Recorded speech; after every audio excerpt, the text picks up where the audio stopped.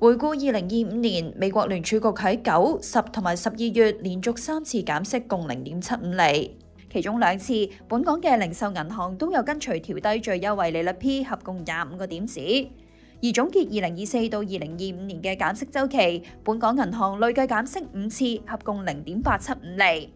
P 按息率同埋 H 按嘅封頂息率，亦都由減息週期前嘅4.125厘，下調0.875厘，去到而家嘅3.25厘。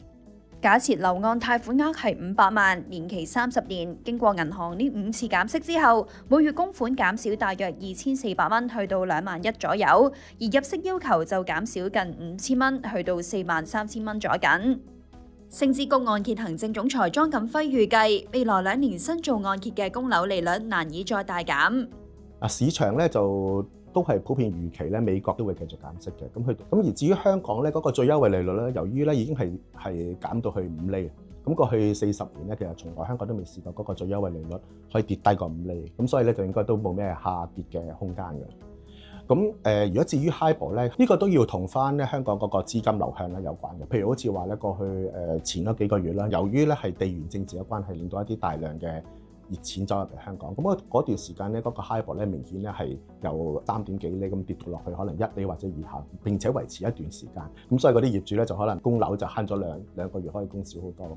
咁但係咧長遠嚟講咧，因為香港嗰個聯繫匯率啦，咁所以一個月嘅 HIBOR 咧係同聯儲嗰個利率係掛鈎嘅。咁如果聯儲嗰個利率咧係2至3厘咧，我哋預計咧未來咧個 HIBOR 咧應該都係喺2至3厘徘徊。咁所以咧供樓咧 H 加 1.3 嘅 H 按計劃咧，咁仍然咧都係需要供封頂利率，咁就係而家係做緊3.25厘。咁我都覺得咧，其實未來2年咧，其實新造按揭嘅供樓利率咧應該都會維持喺3.25厘呢個水平。咁26年嘅話咧，我哋係覺得個樓市咧都係會平穩發展。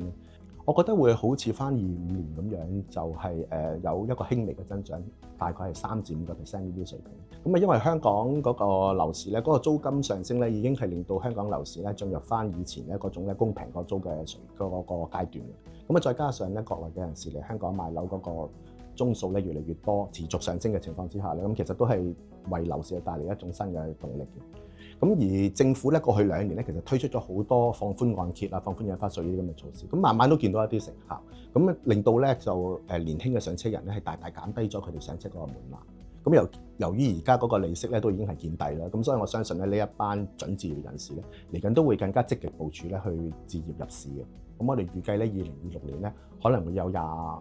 至25%增長，即係5000宗每一個月左右啦。就而家大銀行嗰個現金回贈咧已經係調升到去1% 度啦。咁我覺得咧，只要咧1% 呢個關口可以突破嘅話咧，咁各大銀行咧都會係比以往更加積極咁去提高個現金回贈去吸客。